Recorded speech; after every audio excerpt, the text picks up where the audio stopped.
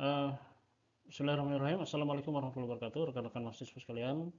Hari ini kita akan mempelajari tentang pengenalan sistem komputer. Di mana kemarin kita sudah belajar tentang apa itu hardware dan software, maka sekarang kita belajar tentang pengenalan sistem komputer. Komputer sendiri itu adalah mesin elektronik yang melakukan perhitungan dan berbagai tugas berdasarkan suatu perintah. Jadi kalau dilihat dari diagram proses kerjanya, ini adalah pertama kali komputer dinyalakan, kemudian kita melakukan input. Kemudian ketika kita melakukan pengetikan, melakukan sebuah aplikasi dan sebagainya, itu masuk dalam bagian processing. Nah, di dalam processing inilah sebelum ke output, itu ada namanya storage, penyimpanan. Penyimpanan itu ada yang sementara, ada yang sifatnya permanen. Ya. Sementara itu artinya gini, jika itu kita simpan, maka itu akan tersimpan secara permanen. Tetapi jika kita tidak melakukan penyimpanan, ada namanya sistemnya random access memory, RAM. Itu akan menyimpan proses yang sedang dilakukan sampai dengan input terakhir yang kita masukkan ke dalam komputer. Tapi kalau tiba-tiba terjadi mati lampu, maka data yang tadi di input tadi itu akan hilang karena tidak masuk dalam disk memory. Nah, setelah itu apa yang kita lakukan itu akan tertampil di layar, baik yang disebut sebagai output. Nah, sebenarnya sistemnya seperti itu saja, sederhana sekali. Karena itu kita harus paham bahwa dalam sistem komputer itu terdiri dari komponen hardware dan software yang kemarin kita bahas. Hardware adalah peralatan fisik, sesuatu yang sifatnya fisik, terdiri dari casing, keyboard, motherboard, prosesor, dan lain-lain. Software itu meliputi sistem operasi dan programming. Sistem operasi ini meliputi operasi komputer seperti mengenali, mengakses, memproses informasi. Sedangkan program, nah bedanya situ, software dan program. Program itu melakukan fungsi yang berbeda-beda. Kemudian bagian-bagian dari hardware. Dalam hardware itu isinya ada casing. Casing ini ya, yang kelihatan. Harus memiliki airflow, sistem udara yang baik. Jadi casing itu tidak boleh rapat sekali. Dia harus ada celah udara yang disisakan dalam kotak tersebut ya untuk keluar masuk udara dari luar, mengeluarkan udara dari luar, dari dalam, dan memasukkan udara dari luar agar sistem itu dingin. Ukurannya juga macam-macam ya. Ada yang sifatnya tower, ada yang horizontal ke bawah, ada juga yang sifatnya kecil. Kemudian di dalam hardware itu komponen yang paling penting juga adalah power supply. Karena dia menyediakan daya bagi semua komponen komputer. Harus dipilih berdasarkan kebutuhan baik sekarang maupun ke depan. Jadi bukan asal memilihnya. Karena dia memberikan tingkat tegangan yang berbeda untuk memenuhi kebutuhan komponen internal yang berbeda. Jadi nggak boleh asal-asalan memilih power supply-nya. Kemudian di dalam kotak itu juga ada namanya motherboard, rumah bagi semua komponen komputer. Ya, ini motherboard menghubungkan semua komponen-komponen komputer. Seluruh proses di dalam komputer itu ada namanya CPU, CPU ya, Central Processing Unit. Ini adalah otak dari sebuah komputer, di mana hampir seluruh operasi komputer itu dilakukan atau diproses oleh yang namanya CPU atau prosesor. Kemudian ini yang kipas ini kalau kita lihat bentuk di dalam sebuah komputer, baik ini laptop ataupun PC, itu biasanya ada kipas, tapi bentuknya beda-beda. Kalau di laptop mungkin tidak sebesar ini. Tapi kalau di PC biasanya dia punya sistem pendingin cooling system yang besar. Fungsinya itu bukan untuk senang-senang, tapi dia menghilangkan panas dari komponen komputer, terutama dari CPU. Jadi panasnya itu dibuang keluar. Kemudian ada namanya kalau Anda melihat seperti ini nanti ada namanya memori, ya ini hard disk dan ini RAM dan ROM. Karena ini menyimpan data sementara, membantu pengolahan data yang sedang berjalan. Jadi kalau kita sedang mengerjakan berbagai multitasking atau banyak pekerjaan, kita sedang membuka Zoom, PowerPoint, kemudian dan sebagainya, ini akan datanya sementara tersimpan di sini, ya.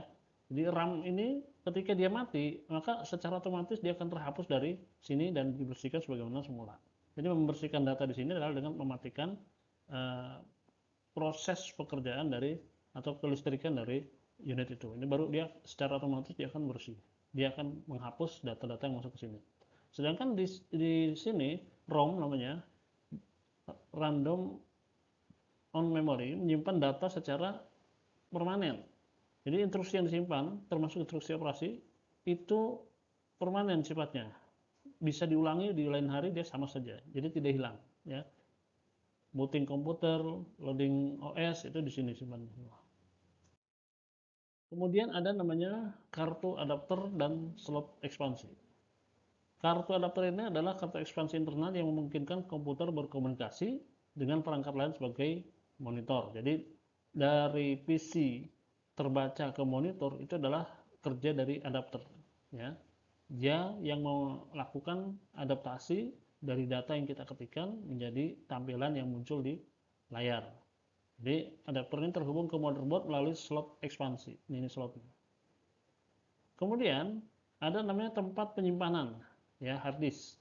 Dirancang untuk menyimpan data pengguna, aplikasi dan sistem operasi. Dia dapat berupa penyimpanan eksternal maupun internal. Ada yang dia disimpan di luar, external hard disk. Ada yang namanya internal hard disk. Kalau internal seperti ini. Yang eksternal artinya sama seperti ini tapi dia sifatnya portable, bisa dibawa-bawa. Kemudian terkait dengan port dan kabel-kabel, ada yang disebut sebagai port video. Ya, port video ini PGA yang menghubungkan motherboard dengan perangkat output audiovisual, umumnya monitor. Dia memiliki banyak jenis seperti HDMI, VGA, DVI. Jadi kalau kita mencolokkan komputer kita ke infocus umpamanya, maka ini adalah port yang akan kita gunakan biasanya. Ada nanti HDMI, dia lebih gepeng dari ini bentuknya. Sama saja, itu fungsinya sebagai port. Kemudian ada yang disebut sebagai port umum. Biasanya dari motherboard untuk keperluan konektivitas ke perangkat lain. Nah, ini seperti ini, ya. Untuk ada juga USB. Ini namanya untuk port USB, ya, khusus untuk penyambungan dari USB, penyimpanan data, baik itu USB, flash disk, ataupun memindahkan data dari alat lain seperti halnya HP, ya, itu melalui port ini, port USB. Nah, ini juga nanti ada namanya link, ya, lainnya yang untuk menyambung ke telepon. Nah, ini, ya, jaringan Ethernet port namanya. Kemudian ada adapter dan converter. Adapter dan converter ini ada solusi untuk motherboard tidak memiliki port yang tepat untuk jika motherboard tidak memiliki port yang tepat untuk menghubungkan ke perangkat. Nah, maka adapter ini biasanya memproses sinyal di mana mereka hanya mengarahkan ke pin lainnya. Nah, converter ini lebih mungkin memproses dan mengubah sinyal untuk diterima oleh port yang ada. Nah, ini kemarin kita sudah sedikit membahas tentang perangkat-perangkat ini, ya. Tidak perlu kita ulangi lagi. Nah, bagaimana memilih hardware komputer yang sesuai dengan kebutuhan kita? Pertama, untuk komputer yang sifatnya kita gunakan untuk desain, maka yang diperlukan adalah prosesor yang kuat. Karena dengan prosesor yang kuat, dengan clock speed tinggi, cache yang besar, dan memiliki core banyak sangat diperlukan dalam komputer desain. Karena desain itu perlu memori yang besar, kemudian daya kerja yang tahan lama, maka CPU ini membantu proses editing bahkan rendering. Ketika kita melakukan editing video untuk keperluan pembelajaran anak, ya, itu harus menggunakan komputer yang cukup prosesornya cukup besar, cukup baik supaya tidak tahu-tahu berhenti di tengah jalan karena istilahnya hang, ya, hang. Nah, kemudian juga selain prosesor yang kuat dibutuhkan high-end VGA. Hal ini berpengaruh terhadap hasil dari desain karena tentunya Anda tidak mau ketika mendesain tampilan di layar monitor pecah dan warnanya dihasilkan tidak sesuai. Nah, ini biasanya kalau PGA-nya ini jelek, maka tampilan di layar itu biasanya akan pecah-pecah dan tidak baik sehingga tidak memunculkan hasil sebagaimana mestinya. Kemudian juga RAM-nya, semakin banyak RAM terpasang, semakin banyak data prosesor dapat dihitung. Jadi maksimalkan jumlah memori maksimum yang didukung oleh motherboard, dan kalau dia bisa mencapai RAM-nya itu sampai dengan 2 giga, ya gunakan saja 2 giga, atau 4 giga, gunakan di 4 giga. Sehingga komputer itu tidak panas, ya, memorinya nggak panas, tidak pusing, dan menampung banyak memori yang masuk ketika kita sedang melakukan desain. Kemudian apalagi nih untuk komputer video editing. Nah, selain tadi, ya, hardware ini perlu juga dimiliki ketika menjalankan software audio dan video editing. Kartu audio. Saat merekam musik ke komputer di studio, beberapa masukan dari mikrofon dan banyak output untuk peralatan efek, ya, mungkin perlukan. Jadi kartu audio ini mampu menangani semua masukan tersebut. Ada efek apalah itu, ya, ketika memasukkan sebuah efek ke video. Nah, ini adalah pekerjaan dari kartu audio. VGA, kartu VGA card yang dapat menangani resolusi tinggi dan menampilkan dan diperlukan untuk menggabungkan dan mengedit video feed. Nah, kalau tidak ada VGA yang cukup, biasanya gambar itu akan kotak-kotak. Nah, ya, atau nanti tahu-tahu hilang lah gitu. Nah, itu berarti VGA-nya kurang bagus. Kemudian ada yang disebut sebagai hard drive. Hard drive merekam video dalam resolusi tinggi pada frame rate yang tepat dan berarti memuat data yang besar. Hard drive akan cepat penuh. Hard drive ini menjadi lambat dan bekerja tidak sesuai dengan tuntunan. Jadi kalau mau bekerja maksimal, hard drive ini harus betul-betul yang besar, ya, yang bagus, yang paling baik lah. Ya, kalau untuk pekerjaan-pekerjaan hanya kita mengetik, nah itu mungkin hard drive-nya bisa juga kita menggunakan yang ya tidak terlalu besar, nggak apa-apa. Tapi kalau untuk komputer video editing itu mutlak hard drive-nya harus dimaksimalkan. Kemudian multi monitor. Nah, ini multi monitor. Jadi layar itu tidak hanya satu. Dia harus multi, ada banyak sekali layar dibutuhkan. Apalagi kalau untuk studio TV, seorang operator komputer video editing itu tidak, meskipun dia hanya satu komputernya, ya, tetapi dia membutuhkan banyak layar masuk, layar bekerja, dan layar keluar. Itu juga dia perlukan, ya. Maka biasanya di studio video, studio TV itu akan kita melihat banyak sekali layar-layar di dalam sebuah studio TV karena memang diperlukan multi monitor dalam pekerjaan video editing. Nah, komputer itu banyak sekali, ya. Jadi dengan multi monitor kita bisa melacak file yang diperlukan untuk lagu, adegan, peralatan, dan perangkat lunak. Jadi tidak mungkin ketika kita sedang melakukan rekaman atau sebuah typing, kita menutup dulu layar komputer sehingga harus menghentikan sistemnya, padahal dia harus masuk. Kemudian ketika kita ingin melihat hasilnya seperti apa, kita mau tutup dulu komputernya. Nah, itu tidak bisa. Itu akan memperlambat pekerjaan. Maka yang dibutuhkan adalah multi monitor. Nah, ini bagi para pencinta gaming.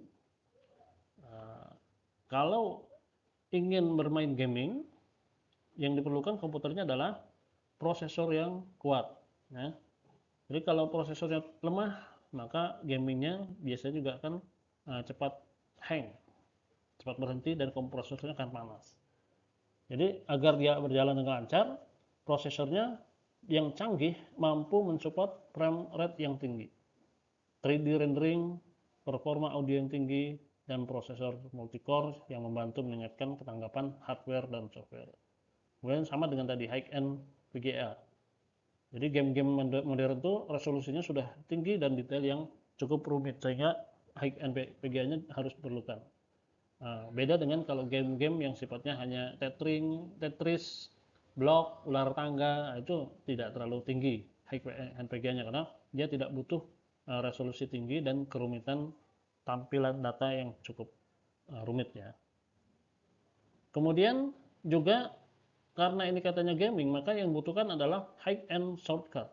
Karena video games biasanya menggunakan beberapa channel dengan suara berkualitas tinggi untuk membuat pemain merasa berada di dalam games. Jadi inilah yang menyebabkan sebuah games itu menjadi asik untuk dinikmati, dimainkan oleh para pemain games karena memang mereka dibawa dengan peralatan komputer yang ada di dalamnya itu seolah-olah mereka terlibat langsung di dalam games tersebut.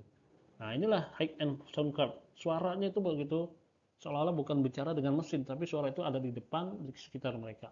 Kartu suara dengan kualitas tinggi meningkatkan kualitas suara di atas normal pada komputer dan membantu meningkatkan performa secara keseluruhan dengan terhubung langsung ke prosesor. Nah, heat and cooling system sama ya, pendingin. Jadi komputer selama bekerja harus tetap dingin. Jadi komputernya harus besar pendinginnya nih, di sini posisinya. Kemudian yang dibutuhkan adalah RAM dengan jumlah yang banyak. Semakin banyak RAM yang komputer punya, maka semakin jarang komputer membaca dari storage drive. Jadi RAM itu fungsinya data yang masuk secara bersamaan ditampung pun secara bersamaan oleh dia. Dia tidak harus masuk dulu ke dalam memori yang backupnya ya. Semakin cepat RAM membantu prosesor menjaga semua data tetap sinkron karena data yang dibutuhkan untuk menghitung bisa diambil ketika dibutuhkan. Jadi data yang dibutuhkan ibaratnya itu kita tidak harus ke gudang dulu, tapi kita langsung ke shelter data umpamanya. Nah, itu mempercepat proses pembacaan data dan eksekusi datanya. Kemudian storage yang cepat. Drive dengan 7200 rpm dan 10.000 rpm ini mampu mengambil data dengan lebih cepat timbang hard drive dengan 5400 rpm.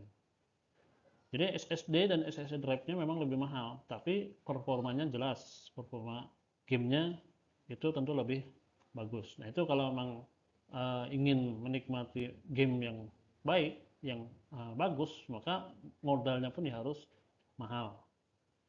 Kemudian ada hardware khusus gaming. Ini juga perlu diketahui ya sebagai wawasan bagi anak-anak kita.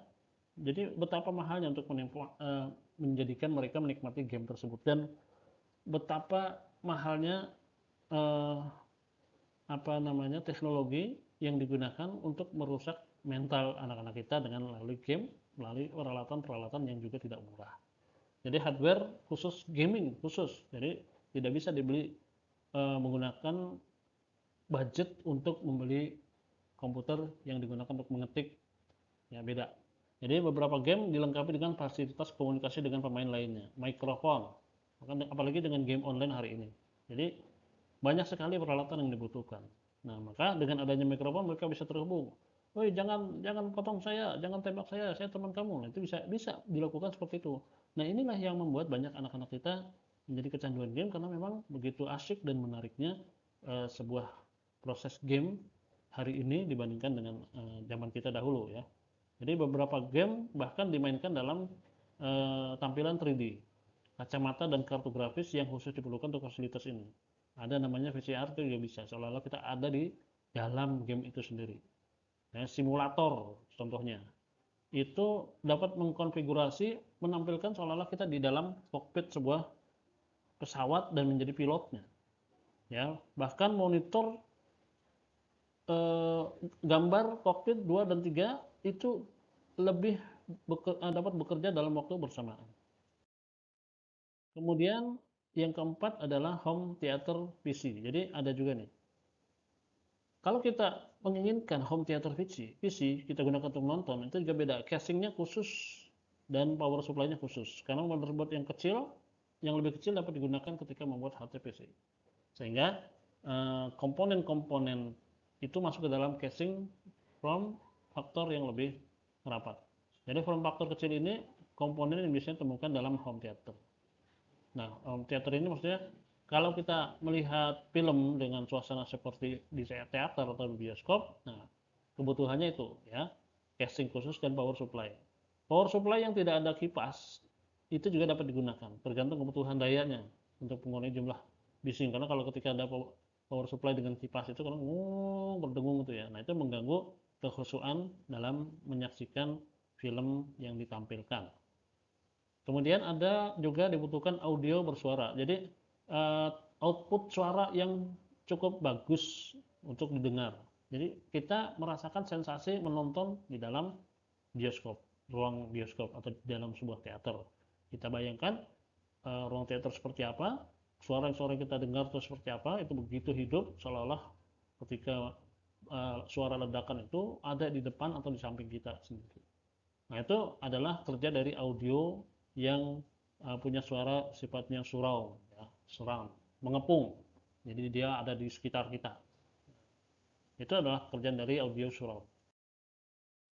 Kemudian ada juga dibutuhkan TV tuner dan kabel, ya, card. Ini tuner digunakan untuk HTPC. Kemudian kabel card itu untuk mengakses channel premium kabel, di mana beberapa kabel card dapat menerima 6 channel secara bergantian. Kemudian ada hard drive khusus. Ya. Kemudian juga terakhir adalah HDMI output. HDMI standar yang memungkinkan untuk transmisi video berkualitas tinggi, suara surround, dan data televisi, media receiver, serta proyektor. Jadi HDMI ini mampu mengontrol fungsi banyak instrumen yang mampu dikontrol. Nah, kesimpulannya mudah sebetulnya. Jadi di bab ini poin yang penting adalah pertama, sebuah PC itu terdiri dari komponen hardware dan aplikasi software. Kemudian komponen di sebuah komputer itu dipilih berdasarkan fitur, khususnya komponen yang harus cocok dengan motherboardnya. Gunakan port dan kabel yang cocok ketika menghubungkan perangkat. Kemudian perangkat input dan output serta fungsinya. Kemudian perangkat-perangkat komputer itu harus di-upgrade ketika perangkat itu gagal. Ketika kita menemukan kegagalan dalam masuk ke dalam sebuah proses, artinya dia tidak cocok untuk proses yang kita lakukan. Kita mau membuat desain tapi menggunakan prosesor untuk sekedar bekerja yang sifatnya ofisial atau kantor, ya, itu tidak cocok. Jadi sesuaikan. Kemudian komputer yang khusus membutuhkan hardware khusus sesuai fungsinya. Tipe hardware-nya digunakan dalam komputer khusus. Itu tentukan dengan pekerjaan yang dilakukan kita dan tujuan apa kita menggunakan komputer tersebut. Demikian, sekian dan terima kasih. Assalamualaikum warahmatullahi wabarakatuh. Selamat lakukan ibadah puasa.